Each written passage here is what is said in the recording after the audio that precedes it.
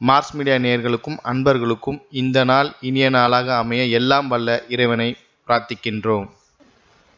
இந்த சேனல் உங்களுக்கு பிடிச்சிருந்தா மறக்காம சப்ஸ்கிரைப் பண்ணுங்க, ஷேர் பண்ணுங்க, லைக் பண்ணுங்க, கமெண்ட் பண்ணுங்க.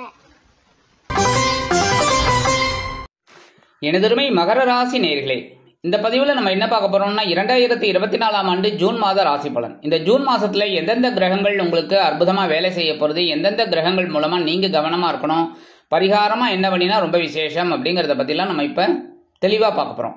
முதல்ல கிரக நிலைகள் பெயர்ச்சிகள் பத்தி பார்த்துருவோம். இந்த மாசத்துல சுகஸ்தானத்துல செவ்வாய் பகவான் ஆட்சி அமைச்சு சூப்பரா சஞ்சாரம் பண்றது உங்களுக்கு அற்புதமான மாதமாக இருக்கும்.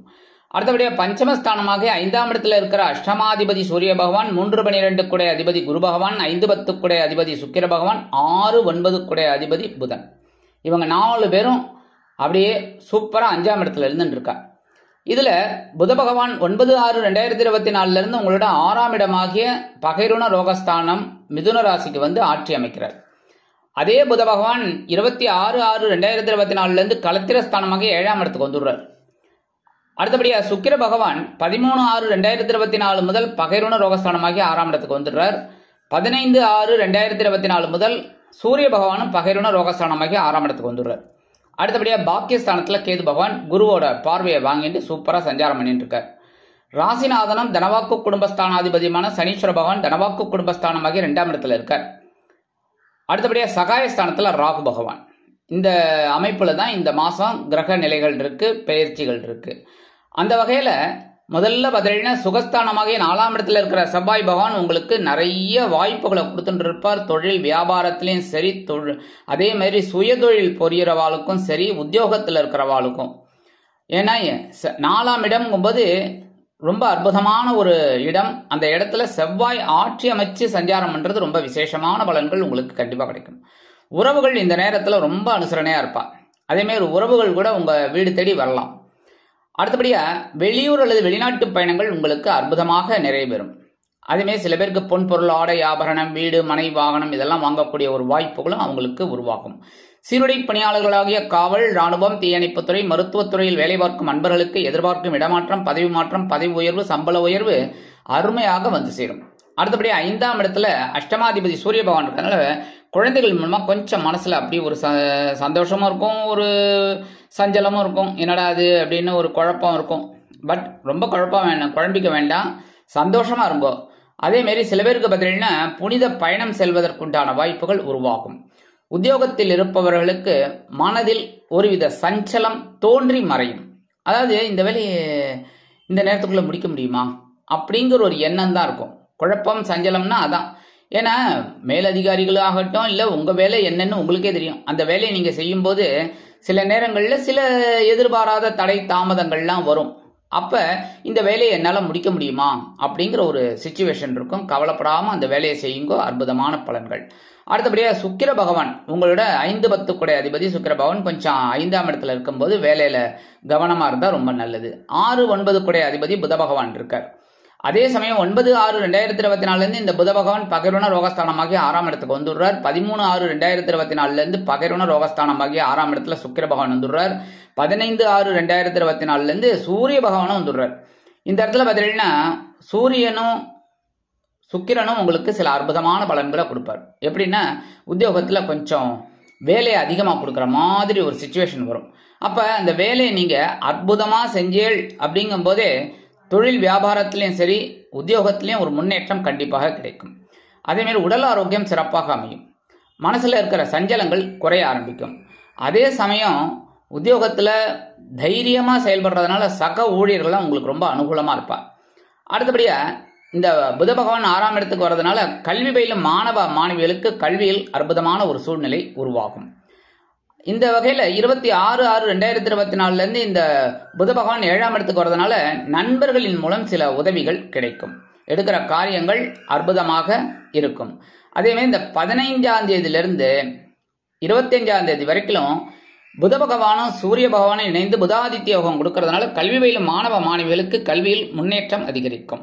அடுத்தபடியா பாக்கியஸ்தானமாகிய 9ஆம் இடத்துல கேது பகவான். தந்தை வழி உறவுகள் கொஞ்சம் அப்படி இப்படி உங்களுக்கு சில டென்ஷனை கொடுப்பாங்க.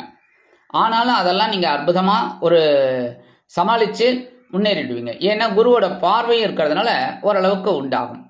அதே மாதிரி பூர்வீக சொத்துக்கள் உங்கள் கைக்கு வரத்துக்கு வாய்ப்புகள் இருக்குங்க. இந்த நேரத்தில் சில பேருக்கு எதிர்பாராத வெளியூர் அல்லது வெளிநாட்டு பயணங்கள் உருவாகும். அந்த நேரத்தில் உங்களோட வாழ்க்கையில் சில எதிர்பாராத ஒரு திருப்பங்கள் கண்டிப்பாக நடைபெறும். சகாயஸ்தானமாகிய 3ஆம் இடத்துல இருக்கிற ராகு பகவான் இளையவுடன் பிறப்புகளின் மூலம் சில குழப்பத்தை கொடுப்பார். அதே நேரம் கவனமாக இருந்தீங்கன்னா ரொம்ப நல்லது. குடும்பத்தில் எந்தவித குழப்பமும் இல்லை. வெளியூர் அல்லது வெளிநாடு போய் படிக்கணும்னு நினைக்கிற குழந்தைகள் தாராளமாக இந்த நேரத்தில் நீங்கள் பிள்ளையாரை வேண்டிண்டு துர்க்கையை வேண்டிண்டு நீங்கள் வேலையை ஆரம்பிக்கலாம். சரியா? அடுத்தபடியாக ராசிநாதனும் தனவாக்கு குடும்பஸ்தானாதிபதியுமான சனீஸ்வர பகவான் தனவாக்கு குடும்பஸ்தானமாகிய 2ஆம் இடத்துல இருக்கார். 2ஆம் இடம் அப்படிங்கும்போது கொஞ்சம் கவனமாக இருக்கணும். என்ன அப்படின்னா பாத சனியாக இருக்கார். பாத சனி அப்படிங்கும்போது காலில் அடிபடுறதுக்கு வாய்ப்புகள் இருக்குது நிறைய பேருக்கு. அதுக்காக எல்லாருக்கும் மகர ராசியை சேர்ந்த அத்தனை பேருக்கும் காலில் அடிபடும் அப்படின்னு சொல்ல வரல. சில பேருக்கு சில நேரங்களில் தசாபுக்தி நல்லபடியாக இருந்தது அப்படின்னா எந்தவித பிரச்சனையும் இல்லை. ஆனால் சில நேரங்களில் சில குழப்பங்கள் வரலாம். அப்படிங்கிறனால கொஞ்சம் கவனமாக இருக்கிறது ரொம்ப நல்லது. அதேமாரி பேசுகிற வார்த்தையிலையும் கவனமாக இருக்கணும். ஆனால் இந்த நேரத்தில் நீங்கள் வாக்குறுதிகள் ஏதாவது கொடுத்தீங்க அப்படின்னா அந்த வாக்குறுதிகளை அற்புதமாக நிறைவேற்றக்கூடிய ஒரு வாய்ப்புகளும் உங்களுக்கு உருவாகும். அப்படி இருந்தாலும் புதிதாக எவருக்கும் வாக்குறுதிகளை அள்ளி வீச வேண்டாம். பொறுமையாக இருந்தீங்கன்னா ரொம்ப நல்லது. கவனமாக இருக்கணும்.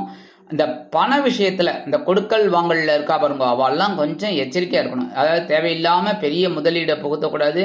சரி, அப்படியே இருந்தாலும் பெரிய முதலீடை புகுத்தினாலும் அந்த வாங்கக்கூடிய ஆள் கொடுப்பானா, நல்லபடியாக வட்டி கிடைக்குமா இது கிடைக்குமான்னு பார்த்துட்டு அதுக்கப்புறம் கொடுக்கறது நல்லது. தேவையில்லாமல் மாட்டின்ட்டு முழிக்கக்கூடாது. சரியா?